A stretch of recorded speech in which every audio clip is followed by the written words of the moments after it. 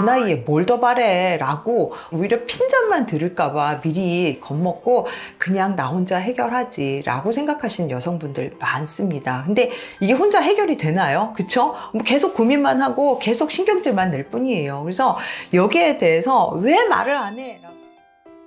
안녕하세요, 조혜진입니다. 오늘은 좀 조심스럽지만 굉장히 중요한 얘기를 해볼까 해요. 그래서 저희 병원에 오시는 여러 남성분들의 질문을 중심으로 여러분과 이야기를 나눠보고자 하는데요. 특히 이제 갱년기를 맞으신 이 와이프를 둔 남편분이 여성과 같이 상담하러 많이 오십니다. 그래서 그때 많이 궁금해하시는 거, 폐경 치료를 하고 있는데 도대체 뭐가 문제라서 이렇게 자꾸 관계를 피하게 될까요? 라고 굉장히 의아하고 또 걱정하시는 분들이 많습니다. 그래서 오늘은 이런 남성들이 궁금해하시는 왜 우리 와이프가 나의 관계를 자꾸 피하게 되는지, 내 파트너가 나와의 이 관계를 자꾸 멀리하게 되는지, 여기에 대해서 산부인과 의사의 관점으로 하나하나 짚어가도록 하겠습니다. 아니, 함께 오래 살다 보면은 애정도 예전만큼 뜨끈뜨끈 불같이 타오르진 않죠. 사실 어느 정도는 굉장히 익숙해지고 무뎌진 관계가 한몫작용하기도 하는데요. 이렇게 단순히 근데 마음의 문제는 아닙니다. 그러니까 남편이나 파트너가 딱히 싫거나 뭐 사랑을 하지 않는 그런 감정적 변화가 아니라 실제로는 몸의 변화가 중요한 이유입니다. 내가 마음은 그렇지 않은데 이미 몸은 과거와는 많이 달라져 있는 경우가 많거든요. 이걸 단순히 마음의 문제로 해석하셔서는 안 됩니다.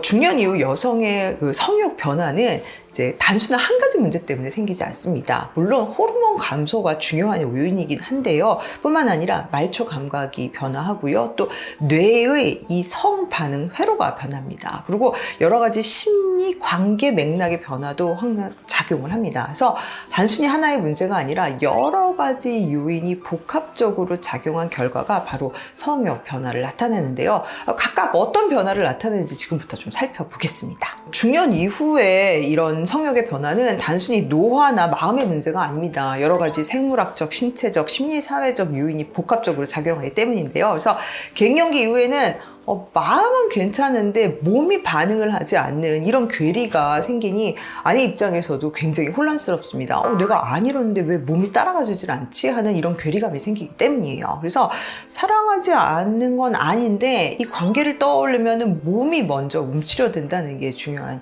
요인이라고 할 수 있어요. 이 첫 번째로 호르몬이 변화하기 때문인데요. 우리 다 알고 있는 이 에스트로겐이라는 여성 호르몬이 감소를 합니다. 이 에스트로겐이 감소를 하면은 질점막이 위축되고 질점막이 얇아지고 건조해집니다. 또한 혈류가 감소해서 좀 더 민감하고 자극에 쉽게 손상되는 그런 여성의 질의 점막으로 바뀌기 때문에 이 에스트로겐 감소가 중요한 요인이라고 할 수 있고요. 또 이런 반복적인 통증은 또 뇌를 자극해서 이 성관계를 고통으로 인식을 하기 때문에 더더욱 성욕을 감소하는 그런 악순환의 고리가 생긴다는 게 무엇보다도 문제라고 할 수 있습니다. 또한 이 에스트로겐뿐만 아니라 남성 호르몬인 테스토스테론도 감소합니다. 나이가 들면은 테스토스테론, 남성 호르몬이 더 상승하는 거 아니냐고 말씀하시는 여성분들 가끔 계신데요. 오히려 그 반대입니다. 여성의 그 테스토스테론은 사실 20세에 정점을 찍어서 이후로 점차 감소를 하는데요. 갱년기에 이르면 내가 젊었을 때 최고 수치의 무려 절반밖에 안 되는 이 테스토스테론 수치를 갖고 있기 때문에 굉장히 많이 감소한다고 볼 수 있습니다. 이 여성의 테스토스테론은 리비도, 성욕하고도 굉장히 연관을 갖고요. 또 이 테스토스테론이 감소를 하면은 이제 성적 생각이나 상상, 성적 자극에 대한 민감도가 굉장히 떨어져서 도무지 나는 생각이 나지 않는다라는 이런 여성의 어떤 한편으로는 성욕 자체가 저하되는, 성적 욕구 자체가 저하되는 이런 문제를 초래하기도 합니다. 또나 여성의 성욕은 이제 뇌의 성반응 회로가 좀 변화하기 때문인데요. 그 전에는 자발적 성욕, 그러니까 내가 하고 싶다는 마음이 들고 관계로 이어지는 이런 자발적 성욕이 굉장히 중요한데 갱년기가 되면은 그게 아니라 반응성 성욕이 작동한다는 거죠. 즉 내가 뭔가 자극이 있어야 돼. 그래서 내가 친밀한 관계, 무드, 그리고 성적 자극이 왔을 때 비로소 성욕이 생기는 이런 반응성 성욕으로 이 회로가 변하기 때문인데요. 근데 문제는 이제 중년 이후의 성관계 이런 거 다 무시하잖아요. 분위기 없어, 자극 없어, 전이 없고 애무 없고 그냥 직진 이렇게 변하기 때문에 사실 여성은 성욕 이 자체를 느낄 새가 없다는 거죠. 그래서 사실은 중년 이후의 성관계는 보다 더 친밀한 관계와 무드와 애무와 이게 무엇보다도 중요하다고 할 수 있습니다. 그래야 여성이 관계에 대해서 준비를 할 수 있거든요. 그래서 무엇보다도 중년 여성의 성욕은 이 반응성 회로가 변한다는 거, 이거 굉장히 중요한 포인트입니다. 우리 뇌는요, 즐거움도 인식을 하지만 이 고통을 더 빨리 인식을 합니다. 왜? 고통이라는 거는 몸에 뭔가 문제, 위해를 가할 그런 상황을 초래할 수 있기 때문에 이 뇌는 아프고 통증을 더 잘 인식하게 되거든요. 그런데 성관계가 한두 번 굉장히 아픈 통증을 수반한다면 뇌는 관계 이퀄 불편감, 고통으로 인식을 하게 됩니다. 그래서 이에서 하기 싫다, 내가 감정적으로 나 원하지 않는다가 아니라 이건 위험해, 위험하니까 피해야 돼. 그래서 몸이 경계하는 이런 반응이 나타나기 때문에 무엇보다도 이 통증이 없이 성관계를 해서 좀 긍정적인 피드백으로 뇌의 회로를 바꿀 필요는 있습니다. 그래서 이 뇌는 이 통증에 대해서 회피 학습을 하기 때문에 반복적으로 성교통은 오히려 이 성관계를 피하게 되는 굉장히 중요한 요인으로 작용할 수 있습니다. 그러니까 위험을 피하는 건 너무 당연한 본능이라고 할 수 있죠. 또 여성의 이 갱년기에는 여러 가지 신체 변화를 갖기 때문에 더 그렇습니다. 그러니까 단순히 성관계 시 질이 건조하고 성욕이 없고 이것뿐만 아니라 여러 가지 아픈 데가 많아져요. 실제로 갱년기 이후에 만성 질환이 증가돼서 당뇨, 고지혈, 고혈압이 생길 수도 있고요. 또 밤에 수면 부족도 생기고 야간 바람, 밤에 땀이 쭉 난다던가 이런 증상은 여성을 신체적으로 건강하지 못하게 합니다. 그래서 여러 가지 심리적 요인, 호르몬 요인뿐만 아니라 신체적 요인 도 같이 증폭되어 나타나기 때문에 성욕이라고 할 수가 없는 거죠, 도무지. 그래서 여성의 이런 신체적 변화를 좀 이해해 주실 필요가 있는 거죠.